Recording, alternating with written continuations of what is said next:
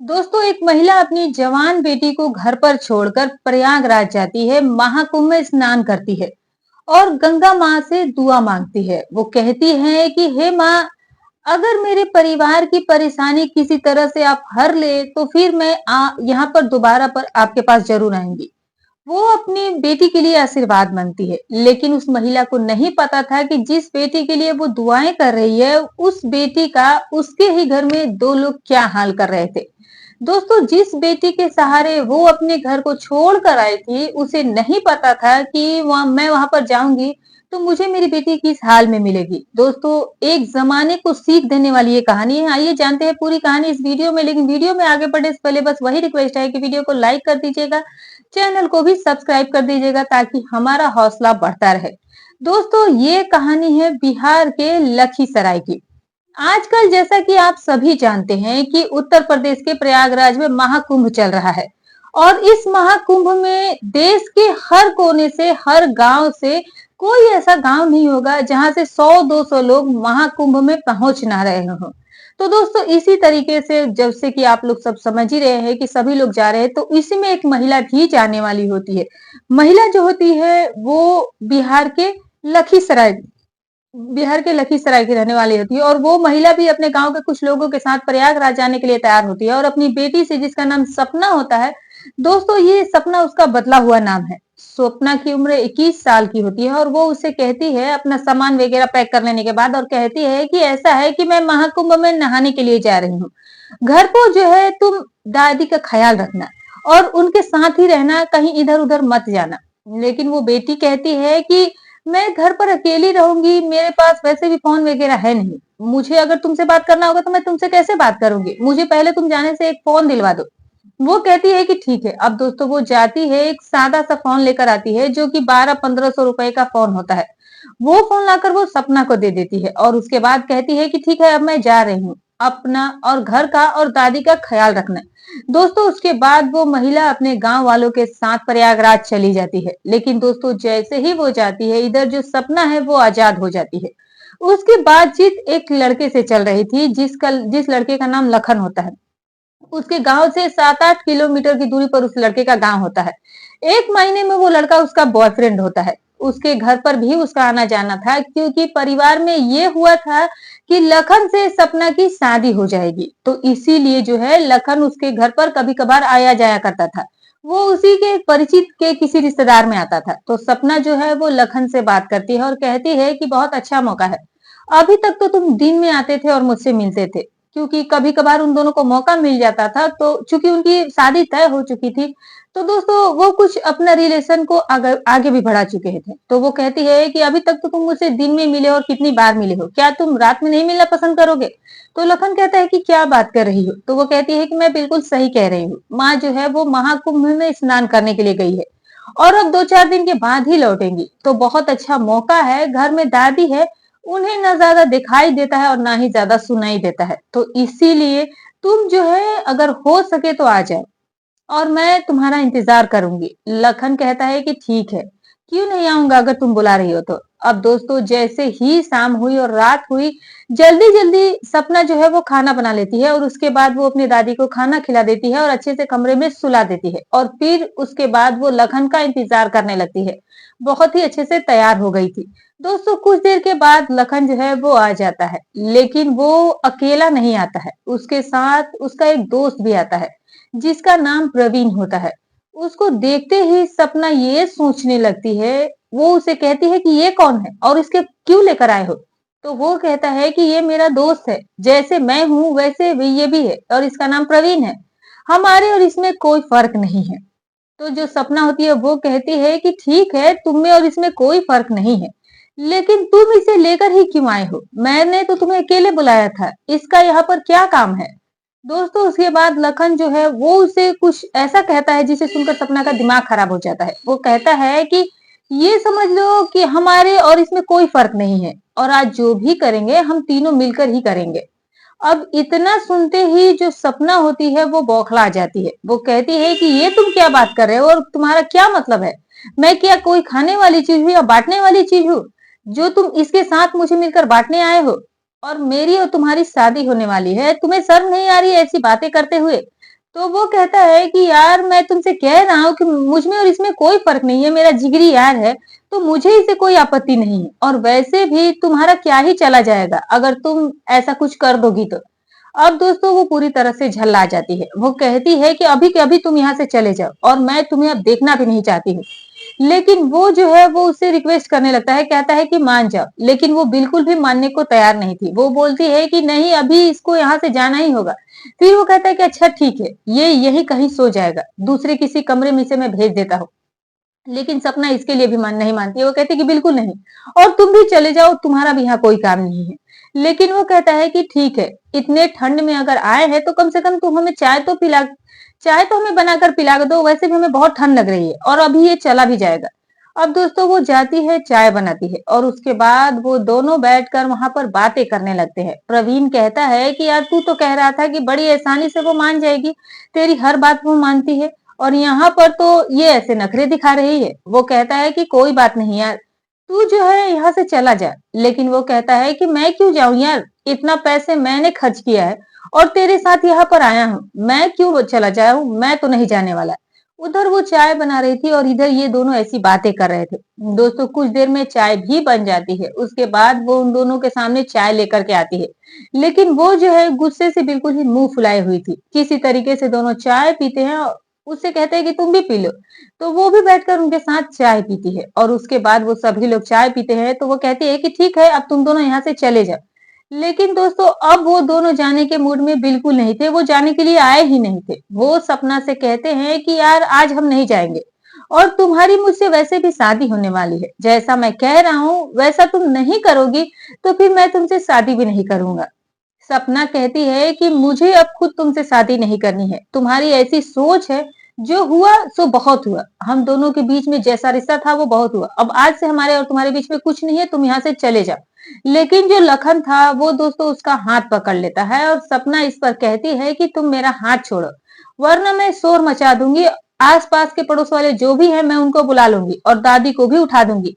अब इतना सुनते ही दोस्तों वो दोनों बौखला जाते हैं और उसके बाद वो उन्हें धक्का दे देता है। लखन जो है वो सपना को धक्का देता है और फिर उसे ले जाकर बिस्तर पर पटक देता है। वो शोर मचाने की कोशिश करती है तो उसके मुंह पर हाथ रख देता है, और उसके बाद दोस्तों वो पूरी तैयारी के साथ आए हुए थे। वो दोस्तों उसके दुपट्टे से या फिर उसकी माँ की साड़ी से उससे उसका हाथ पैर वो लोग बांध दे देते हैं और मुंह में कपड़ा ठूस देते हैं ताकि वो कुछ शोर ना मचा सके। और उसके बाद दोस्तों पूरी तरीके से सपना असहाय हो जाती है। जब वो असहाय हो जाती है तो ये दोनों जो है ड्रिंक वगैरह लाए थे, वो लोग भी वहां बैठकर उसको पीते हैं, और फिर उसके बाद दोस्तों वो जिस काम के लिए आए थे वो बारी बारी से उसके साथ वो हैवानियत करते हैं। दोस्तों अब सपना कितना झेलती, कुछ देर बाद वो बेहोश हो जाती है। उसके बाद फिर ये लोग ड्रिंक करने बैठ जाते हैं और फिर इसी दौरान वो होश में आती है। इस तरीके से वो लोग उसके साथ दरिंदगी की सारी हदें पार कर देते हैं, उसको नोचते ही रह जाते हैं। और सपना जो है उसके पास बचने का कोई रास्ता ही नहीं था। उसके बगल वाले कमरे में जो उसकी दादी सोई थी, उन्हें ये तक नहीं पता था कि मेरे बगल के कमरे में मेरे चंद कदमों की कुछ दूरी पर उनके घर में उन लड़की के साथ क्या हो रहा है। दोस्तों उन्हें इस बात का जरा सा भी अंदाजा नहीं था। ये लोग जो है उसके साथ जितना मर्जी हो सके, जितना कर सकते थे वो सब मनमानी की। और उसके बाद दोस्तों जब सुबह होने वाली थी, सुबह होने से पहले लखन कहता है कि यार अब चल निकलते हैं। तो प्रवीण कहता है कि इसका क्या करे। दोस्तों उस समय जो सपना थी वो बेहोशी अवस्था में थी, तो वो कहता है कि यार बेहोश है, चल इसका गला दबा देते हैं, नहीं तो ये उठेगी तो फिर हम लोगों को फंसा देगी और हम लोगों के लिए शोर मचा देगी, तो फिर सोच हमारा क्या होगा। लेकिन दोस्तों जो लखन था वो कहता है कि यार जब आदमी बेहोश हो जाता है, कोई इंसान अगर बेहोश हो जाता है, फिर उसके बाद जब वो होश में आता है तो फिर उसे कुछ यादाश्त पिछला उतना याद ही नहीं रहता है, उसे कुछ इतना एहसास ही नहीं होता। ये कहता है कि यार तू ये कैसी बातें कर रहा है, तुझे लगता है कि ज्यादा नशा हो गई है, ऐसा थोड़ी ना होता है कि बेहोश होने के बाद इंसान होश में आए तो उसके साथ क्या हुआ उसे कुछ याद ही ना आए। लेकिन लखन कहता है कि नहीं यार, मैंने सुना हुआ है इस तरीके का कि जब इंसान कोई बेहोश हो जाता है तो उसे उतना याद कुछ नहीं रहता है। अब इस तरीके से बहुत देर तक वो उसी टॉपिक पर बात करते हैं और फिर पी पी कर वो इतना नशा कर लेते हैं कि फिर वो कहते हैं कि फिर चल ठीक है यार, और सारा कुछ वो भूल जाएगी और वैसे भी होश में भी आएगी तो ये किसी से कुछ कहेगी नहीं, क्योंकि मैं तो इसे अब शादी करने वाला हूँ। यही सब वो दोनों फाइनल करके डिसीजन लेते हैं और उसके बाद वो लोग वहां से निकल जाते हैं। वहां से वो निकल करके अपने घर चले जाते हैं और सपना जो है दोस्तों उसी हालत में पड़ी रहती है। इधर उधर लुढ़कती है, डोलती है, लेकिन वो कहीं से कुछ कर ही नहीं पा रही थी, ना ही वो खड़ी हो पा रही थी। और दोस्तों वो इसी हालात में पड़ी रहती है। सुबह जब होती है तो उसका दादी उसका इंतजार कर रही थी, जो कि अभी तक उठी नहीं थी, क्योंकि वो जल्दी उठ जाया करती थी और सपना भी जल्दी उठ जाती थी। उसकी फैमिली में सभी लोग जल्दी उठ जाते थे, लेकिन माँ तो थी नहीं। माँ कहाँ, महाकुंभ में स्नान करने गई थी। तो दादी जो है वो उठ जाती है और उसके बाद थोड़ा थोड़ा जब सुबह होता है तो दादी जाती है उसके कमरे में। और जब वो देखती है सपना की हालत तो उनके पैरों तले से जमीन खिसक जाती है। उन्हें समझने में देर नहीं लगती कि आखिर सपना के साथ क्या हुआ है। फिर वो उससे पूछती है, उसका जो हाल बयां कर रहा था, उसके हाथ पैर वो बांध जो बंधे हुए तो खोलती है और मुंह से कपड़ा निकालती है और पूछती है कि कौन था और तेरे साथ क्या हुआ, कौन आया था यहाँ पर। तो दोस्तों फिर वो रोने लगती है और उसके बाद वो बताती है कि लखन आया था। अब जैसे ही वो लखन का नाम सुनती है तो वो कहती है कि क्या बात कर रही है, लखन तुम्हारे साथ ऐसा क्यों करेगा, तुम्हारी तो उससे शादी होने वाली है। लेकिन सपना ने रोते हुए कहा कि नहीं, उसने ही मेरे साथ सब कुछ किया है। फिर उसे वो समझाती है कि चलो जो कुछ भी हुआ सो हुआ, अब इस बात को तुम यहीं पर भूल जाओ, किसी से कुछ भी मत कहना। और क्योंकि उसे तुम्हारी शादी भी होने वाली है। लेकिन दोस्तों सपना फिर जो कहती है, वो कहती है कि वो अकेले नहीं आया था, उसके साथ उसका एक दोस्त भी आया था और उन दोनों ने मिलकर मेरे साथ सब कुछ किया है। अब दोस्तों जैसे ही दादी सुनती है कि वो एक नहीं दो लोग थे, तो फिर उनका पारा सातवें आसमान पर पहुंच जाता है। वो उसका हाथ पकड़ती है और फिर कहती है कि चल अब सीधे पुलिस स्टेशन चलते हैं। वो कहती है कि माँ को फोन कर देती है। दादी कहती है कि नहीं, बिल्कुल भी नहीं, पहले चल पुलिस स्टेशन चलते हैं। दोस्तों उसके बाद वो दोनों लोग जो है वो पुलिस चौकी पर पहुंच जाते हैं और वहां पर जाकर वो सारी कहानी बयां कर देते हैं। अब पुलिस वालों को भी समझ में नहीं आ रहा था कि क्या करे और क्या ना करे। हाल फिलहाल वो जो है उन दोनों को वहीं पर बैठाते हैं और उसके बाद वो वहां से फौरन निकलते हैं, क्योंकि जो लखन था और जो प्रवीण था दोनों रात भर के जगे हुए थे। तो इसीलिए जब वो अपने घर पर गए थे तो वो उस वक्त सो रहे थे, चैन की नींद ले रहे थे कि जैसे हमारा कुछ होने ही वाला नहीं है, उन्होंने जैसे कुछ किया ही नहीं हो। दोस्तों पुलिस जो है वो उनके घर पर जाती है और उन्हें सोते हुए ही दबोच लेती है और उसके बाद उन्हें उठाकर थाने पर लेकर जाया जाता है और उसके बाद उनसे पूछताछ की जाती है। वो लोग अपना जुर्म कबूल कर लेते हैं। कहा आखिर वैसे भी वो कहाँ तक झूठ बोलता है। और उसके बाद फिर उसकी माँ को भी फोन लगाया जाता है, सपना की माँ को कॉल किया जाता है कि आप अपने घर पर आ जाइए, आपके घर पर ऐसी ऐसी बात हो गई है। उसकी माँ जो है वहां से रोते बिलखते हुए वापस लौट आती है अपने गांव वालों के साथ छोड़कर कि मुझे घर पर जाना है, कुछ बहुत जरूरी काम आ गया है। हालांकि वो ये वहां पर नहीं बताती है कि उनकी बेटी के साथ कुछ हुआ है, लेकिन वो जो कहती है, वो उसके पति जो थे, उसके पति मुंबई में रहते थे, तो वो कहती है कि मेरे पति की मुंबई में तबीयत खराब थी तो वो घर पर आ गए हैं तो मुझे भी जाना होगा। अब दोस्तों इसी बात का बहाना बनाकर वो तुरंत अपने गांव आती है और जब अपने अगले दिन वो गांव पहुंचती है, अपने घर पर पहुंचती है, तो जब घर पर पहुंचती है तो अपना सर पकड़कर वो माथा पीटने लगती है कि मैंने अपनी बेटी पर भी भरोसा किया। और सपना अपना सर पीट रही थी कि मैंने लखन पर क्यों भरोसा किया। अब दोस्तों पुलिस उन दोनों को पकड़ लेती है, मारती है, पीटती है। उसके बाद जो है लखन से पूछती है कि जिस लड़की को तुझ पर इतना भरोसा था, तेरे से उसकी शादी होने वाली थी, तो तूने उसके साथ ऐसा काम क्यों किया। अगर उसने तुझे बुलाया भी था तो तू अपने दोस्त को लेकर वहां पर क्यों गया था। इस पर जो लखन था वो कहता है कि क्योंकि वो मेरा जिगरी यार था, उसी ने सारे पैसे भी खर्च किए थे, इसीलिए मैं उसको वहां पर लेकर गया था। और कोई बात नहीं, अभी भी मैं उससे शादी करने के लिए तैयार हूँ। दोस्तों इस बात पर जो है पुलिस वाले और उसे मारते हैं। सपना से पूछते हैं, सपना कहती है कि बिल्कुल नहीं, और इसने जो किया है इसकी सजा इसको मिलनी चाहिए। दोस्तों सपना क्या, दुनिया की कोई भी लड़की जो है ऐसे लोगों को माफ नहीं कर पाएगी। जिस तरीके की हरकत उन लोगों ने की थी सपना के साथ, हाल फिलहाल उसके साथ जो है वो विभिन्न धाराओं में उसे उस पर एफआईआर दर्ज किया जाता है और दोनों को ही जेल भेज दिया जाता है। तो दोस्तों ये रही कहानी। गलती किसकी थी आप कमेंट करके जरूर बताइएगा।